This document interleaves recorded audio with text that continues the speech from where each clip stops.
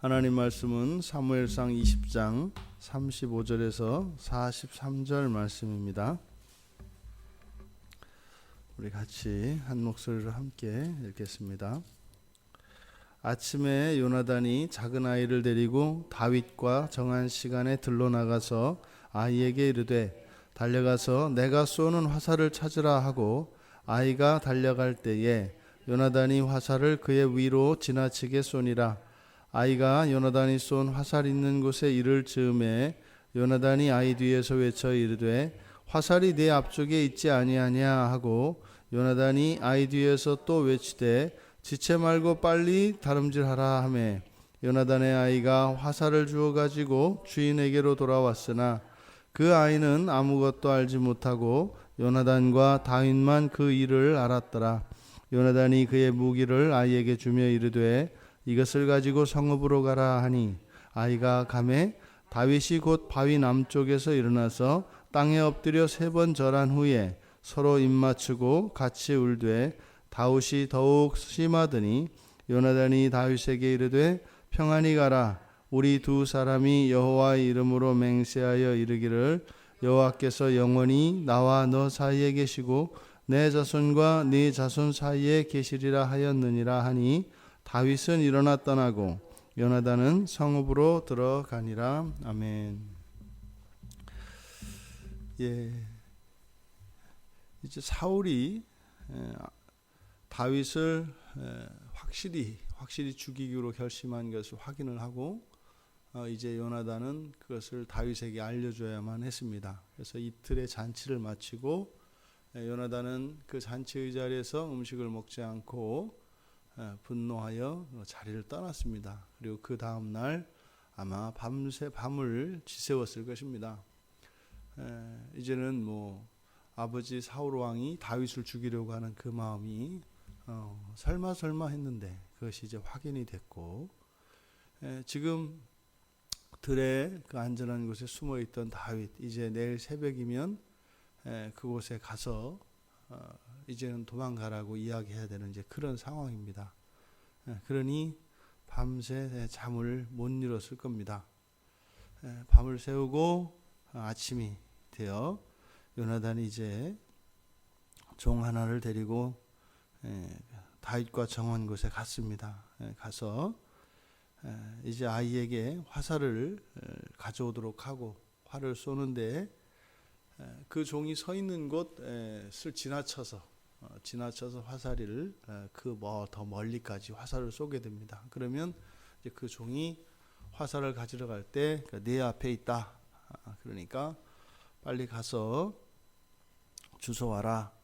이렇게 소리를 치면 그것은 그 종은 단지 이제 화살을 가져오라는 이야기입니다만 사실 다윗과 요나단 사이에는 미리 약속이 되어 있는 신호였죠.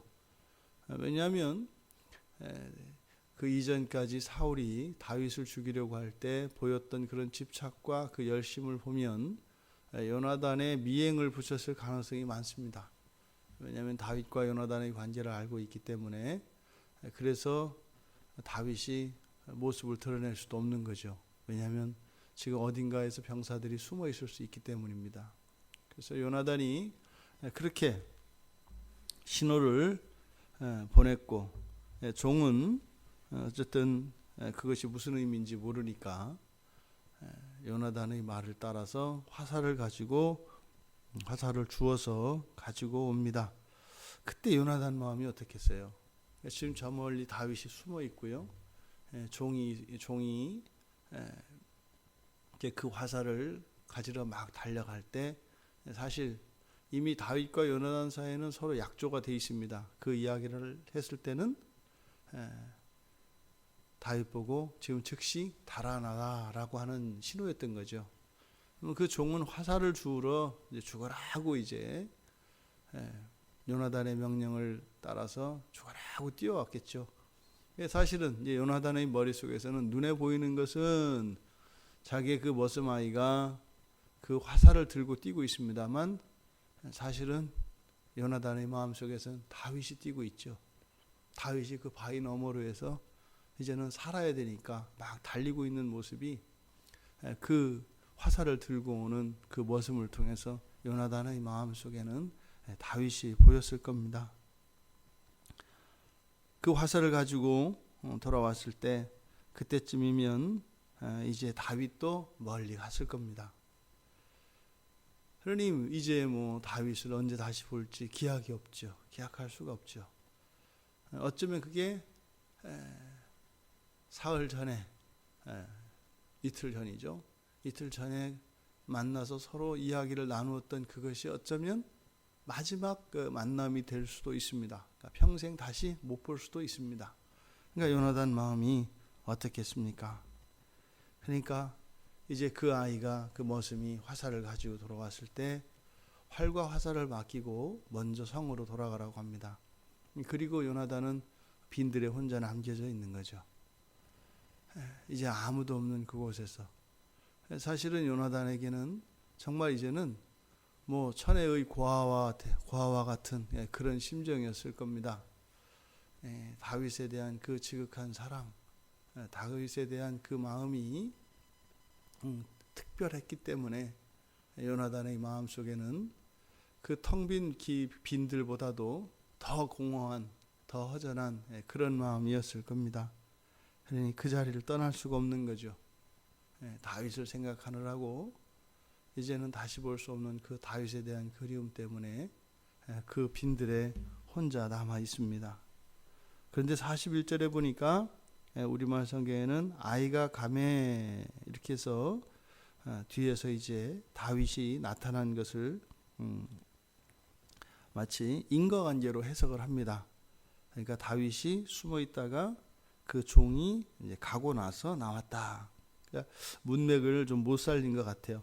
여기서 가매라고 번역된 이 접속사가 영어의 when입니다. when. 그래서 뭐뭐 할 때 이런 뜻이죠. 그래서 아이가 갔을 때, 그러니까 아이가 갔을 때 일어난 별개의 독립적인 어떤 사건. 그래서 오히려 요나단은 바위 뒤에서 다윗이 일어날 것이다 라고 하는 생각은 할 수 없었을 겁니다. 왜요?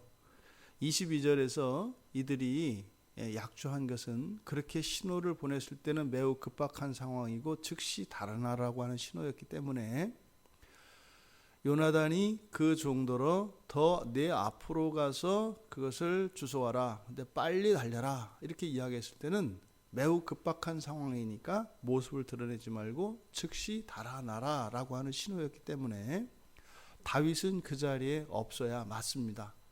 그러니까 마치 종이 가기를 기다렸다가 다윗이 이렇게 일어나는 그것은 맞지 않죠. 그러니까 요나단에게는 다윗이 나타나는 것은 전혀 예상 밖의 일이다 이 말입니다. 근데 그 아이가 가고 났을 때 그 허전함으로 빈들을 바라보고 있던 요나단, 그런데 갑자기 그때 다윗이 모습을 드러낸 겁니다. 그렇게 해야 뒤에 있는 내용과 전체적인 문맥이 자연스럽게 이어집니다. 그러니까 요나단은 다윗이 거기에서 다윗이 나타나리라고는 전혀 예상하지 못했습니다. 지금 우리말 성경에서 다윗이 바위 남쪽에서, 그래서 요 바위 여기서 이제 집어넣은 겁니다. 근데 그냥 원문에서는 남쪽에서 이렇게 되어 있습니다. 그러니까 생략된 것으로 보아도 무리가 아니죠. 그래서 숨어있던 바위 남쪽에서. 그러니까 요거는 그래서 아이가 가매 인과관계로 해석했을 때 아이가 가니까 바위 뒤에서 다윗이 나왔다. 이렇게 이제 이해를 한 거죠. 그런데 그대로 직역을 해서 아이가 갔을 때 남쪽에서 다윗이 일어섰다. 이랬을 때는 뭐겠어요? 바위의 남쪽이 바위의 뒤가 되었든 아니면 다윗이 달아나다가 도저히 그냥 갈 수가 없는 거죠. 갈 수가 없는 거죠. 발길이 떨어지지 않는 거죠. 심지어 자기 모습을 드러내면 다윗은요 죽을 수 있습니다. 단지 그냥 달리는 이런 것이 아니라 모습을 드러내면 그것 때문에 목숨이 위험할 수 있습니다. 그런 상황입니다. 그래도 다윗은 그냥 갈 수 없었던 겁니다. 그래서 이 남쪽이라고 하는 의미가 다윗이 달아나다가 더 이상 갈 수 없어서 도저히 요나단과 이대로 이렇게 헤어질 수는 없어서 모습을 드러냈다라고 하는 겁니다. 요나단이 이미 진작에 떠나서 없을 그 빈들에 다윗이 나타났을 때 요나단의 마음이 어떻겠어요? 순간적으로 반가웠을 겁니다. 기뻤을 겁니다. 왜요? 그 얼마 되지 않는 화살을 주워온, 멀리 가서 화살을 주워온 그 시간만큼이니까 우리 지금 시간으로 따지면은 한 5분에서 10분 그 사이 되지 않겠어요? 시간적으로는 5분, 10분입니다만 요나단의 마음속에서는 그게 50년, 500년의 시간이었을 겁니다. 그때 그 시간이면 이제 시야에서 다윗이 사라졌을 거니까 말이죠. 그런데 다윗이 나타난 겁니다. 그러니 믿겨지지 않았을 것이고 우선은 반가웠을 겁니다. 그러면서요, 걱정이 확 들지 않았겠어요? 달아났어야 되는데 왜 저기서 나타나서? 그런데 그 다윗이 이제 요나단을 향하여 어떻게 해요? 3번 절을 했다는 겁니다. 이 세 번 절하는 것은 위에 사람들, 이걸 이제 큰 절이라고 합니다. 큰 절. 그래서 예로부터 지체가 나보다 높은 분들에게 하는 절이 3번 절입니다. 그래서 저도 예전에 이렇게 절이나 이런 데 가면 이제 큰 스님들한테는 이렇게 3번 절합니다. 3번. 그래서 이거는 아주 귀한 분한테 하는 절이 이제 3번 절이에요. 근데 여기도 이제 그런 풍습이 이제 있었던 것 같아요. 이게 아마 불교에서 유래한 문화이기 때문에 여기도 그런 영향이 있지 않았겠는가. 그러니까 요나단에게 3번 절하는 것은 뭐예요? 경의의 표, 경외심을, 아주 그 존경과 그 신의를 나타내는 그런 표시입니다. 그러니까 지금 다윗이 곧바로 길을 떠날 수 없었던 그 이유, 그건 뭘까? 그리고 이렇게 막 요나단에게 따지고 덤볐던 다윗이 갑자기 이렇게 그 친밀감을 잃어버리고 주인과 종의 그런 관계로 돌아서서 이렇게 3번 절을 왜 했을까? 떠나지 않고 왜 그랬을까? 뒤에 있는 내용을 보면 이 42절에서 요나단이 다윗에게 하는 이야기를 통해서 우리들이 유추해 볼 수 있을 것 같아요. 그러니까 42절을 보니까 평안히 가라 이렇게 얘기를 해요. 평안히 가라, 평안히 가라. 그리고 우리 사회는 영원히 여호와께서 함께 하실 것이다. 내 자손과 내 자손까지도 영원히 우리는 함께 할 것이다. 평안히 가라. 그러니까 지금 요나단의 이 말을 보면 다윗을 위로하는 것 같아요. 근데 위로가 이별의 아쉬움, 작별의 아쉬움은 41절 하반절에서 서로 입맞추고 같이 울되 다윗이 더욱 심하더니, 여기서 서로 이별의 정은 나눴습니다. 그런데 다윗이 더욱 심했다 이렇게 이야기를 해요. 그러니까 사실은 요나단의 마음이나 다윗의 마음이나 이게 생이별을 하는데 오죽하겠습니까? 그리고 나서 42절에서 요나단이 다윗을 이렇게 위로하는 말을 한다 이 말이죠. 그러니까 이것을 가지고 우리가 유추해 볼 수 있는 것은 2가지일 건데, 첫 번째로는 우리가 앞에서 살펴보았습니다만 다윗의 마음속에 요나단에 대한 의심이 조금은 남아 있었던 거죠. 어쨌든 왕의 아들이잖아요. 지금 상황이 어때요? 어차피 사울이 왕위는 요나단에게 물려줄 거고, 또 그 사울은 다윗을 눈의 가시처럼 여기고 있고, 사실상 다윗이 그렇게 왕이 되면 요나단은 오히려 왕의 자리에서 쫓겨나는 것이 되고, 다윗이 아무리 생각을 해도 요나단이 다윗을 도와주어야 할, 그러니까 웬만큼 사실은 지금까지 그렇게 보호해 준 것만도, 사울에게 변호하고 한 것만도 사실은 기적이죠. 그런데 그렇게 왕위까지 다 물려주거나 이렇게 하는 것은 사실은 그렇게 안 될 가능성도 있는 거죠. 이게 다윗의 마음에 있었던 것 같아요. 그러니까 요나단은 의심했다라기보다는 이 상황 자체가 요나단이 순순히 자기가 물려받을 왕의 자리를 자신에게 물려주고 오히려 또 자기 자신이 사울로부터 어떠한 우애를 당할지도 모르는 그 위험 속에 반드시 있을 것이다 라고는 장담할 수 없는 그런 상황인 거죠.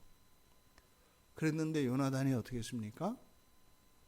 사흘째 됐는데 나타났고 거기에서 둘이 약속했던 그 약속을, 그 언약을 지킨 겁니다. 달렸겠죠. 그런데 다윗 안에 가지고 있었던 요나단에 대한 그 의심, 그것이 싹 사라지고 나니까 둘 사이에 했던 그 언약의 의미가 무엇인지, 그리고 다윗을 향한 그 요나단의 그 진심, 그 사랑, 자기 자신보다 오히려 자기의 목숨도 아끼지 않고 다윗을 살리려고 하는 그 사랑이 온전히 드러났겠죠. 그러니까 다윗이 도저히 갈 수가 없었을 것이다. 그리고 세 번 절을 했던 이유가 바로 그거라는 거죠. 친구이며 나를 사랑한 요나단이지만 이제는 단순히 신분 관계로 그런 자기의 존경을 받아야 되는 그런 의미로서의 세 번 절이 아니라 바로 그 사랑에 대한, 요나단의 사랑에 대한, 자신보다 더 사랑하는 그 사랑에 대한, 심지어 자신의 모든 것을 다 내어주는, 마치 우리가 주일에 살펴보았던 것처럼 그 하나님의 사랑이 자신의 것을 완전히 포기하고 다 내어주는, 대신 갖게 하는 그 사랑 앞에 다윗은 완전히 굴복했던 것 같습니다. 그래서 세 번 절을 한 것이고 그 사이에 다윗이 요나단에게 죄송하다, 미안하다, 의심했다 그 말이 있었겠죠. 그러니까 요나단이 평안히 가라 라고 하는 이 말이 이해가 된다 이 말입니다. 그렇게 하면서 오늘 내가 너에게 보여줬던 이 신의는 영원할 것이고 더 나아가 우리 자손들 대대로까지 계속될 것이다. 이 요나단과 다윗 사이에 이 마지막 이별의 이 장면, 이것은 이별이 아니죠. 이별이 아니죠. 다시는 볼 수 없을 것 같은 이 이별의 현장에 요나단은 여호와께서 우리 둘 사이를 가르지 않을 것이다. 여호와께서 영원히 함께 하실 것이다. 그래서 하나님을 믿는 여호와 하나님 안에서 영원히 헤어질 수 없는 한 몸 된 교회의 모습을 지금 여기서 나타내고 있습니다.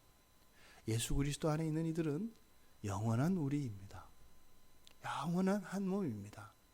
때로는 우리들의 마음이 갈리고 이러한 상황이 급박하여서 다윗과 요나단은 헤어져야 하는 그런 순간이겠습니다만 그렇게 될 수 있는 것이 아니다 이 말이죠.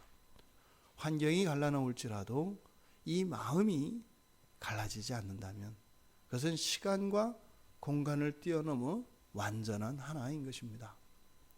요나단과 다윗이 이별을 하면서도 서로 분리되지 않는 그것은 오늘을 살아가는 우리에게도 동일합니다.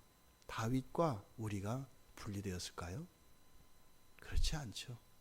예수 그리스도 안에서 우리는 하나인 것이죠. 그것은 영원히 하나인 것입니다. 우리가 이 세상을 살아가며 모든 인간관계를 맺는 여러 가지 이유들이 있습니다. 서로의 은원관계, 또 지연이나 학연이나 여러 가지가 우리들의 관계를 묶는 이유가 됩니다. 하지만 예수 그리스도 안에서 관계를 맺은 우리들의 이 영원한 관계는 어느 누구도 가를 수 있는 것이 아닙니다. 어떤 상황에서도 어떤 일이 일어나도 절대로 분리되는 것이 아닙니다. 그래서요, 그리스도인들의 삶에 가장 우선하는 가치는 예수 그리스도입니다. 예수 그리스도가 우리들의 삶의 모든 것에 가장 우선하는 가치이며 최고의 가치인 것을 잊지 말아야 합니다. 우리는 이래야 합니다 라는 것이 아니라 우리들의 이 존재, 그리스도인이라고 하는 이 이름의 의미가 무엇이며 예수 그리스도 안에서 하나 되었다고 하는 이 의미가 온전히 깨달아진다면 모든 그리스도인들의 삶은 한 방향을 향하여 같이 나아가고 있을 것입니다. 오늘 요나단과 이 다윗 사이에 있었던 가슴 아픈 이별의 장면입니다만 오히려 이별을 통하여 이들이 분리될 수 없는 완전한 하나임이 더 드러나는 이 본문 말씀을 통해서 오늘 하루 보편교회를 경험할 수 있는 오늘 하루가 되기를 바랍니다. 이 세상을 살았던 수많은 사람들 가운데 예수 그리스도 안에 있는 이들과 언제나 우리는 함께였고 함께이며 함께일 것이라는 것입니다. 영원한 우리, 그 영원한 우리가 우리의 현재의 삶에 어떠한 의미가 되고 있는가 되돌아보며 이 교회의 영광과 예수 그리스도 안에 있는 이 놀라운 은혜가 우리들의 하루의 삶 속에 큰 의미가 되고 기쁨이 되며 감사가 되기를 주님의 이름으로 축원합니다. 하나님, 요나단과 다윗의 이별은 어찌 보면 생이별과 같은 것이었고 그토록 사랑하는 사이였기에 가슴이 아팠을 것입니다. 하지만 그러함에도 오히려 이들의 마음은 더 굳게 결속이 되었고 그 사랑이 더욱 분명하게 확인되었습니다. 예수 그리스도 안에 있다고 하는 이 의미가 저희들의 이 하루의 삶 속에 실감되게 하여 주시고 그 가치가 오늘 하루를 살아가는 저희들의 일상 가운데 큰 힘이 되며 감사와 기쁨 되게 하옵소서. 감사하며 예수님의 이름으로 기도드리옵나이다.